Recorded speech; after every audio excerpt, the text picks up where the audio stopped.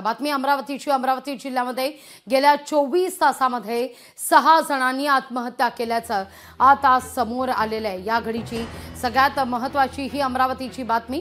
वेगवेगळ्या कारणांनी आत्महत्या केल्याचं कळतंय। या 6ही जणांनी गळफास लावून आत्महत्या केल्याचं उघड झालंय। यात ग्रामीण भागातील 5 तर शहरातील एका व्यक्तीचा समावेश आहे। पोलीस स्थानकात एकाच दिवसात 6 जणांच्या आत्महत्येची नोंद झाली आहे। अधिक माहिती घेऊया आपले प्रतिनिधी सूरज दहाट यांच्याकडून। सूरज, एकाच दिवसात 6 जणांच्या आत्महत्या।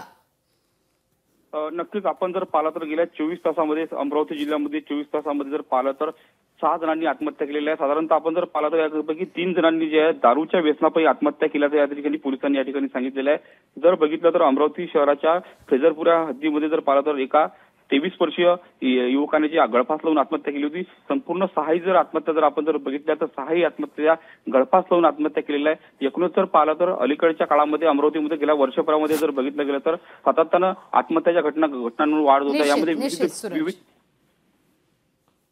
अगदी निश्चित। सूरज, तुर्तास धन्यवाद तुम्ही दिलेल्या एकूणाच्या सविस्तर माहिती करता।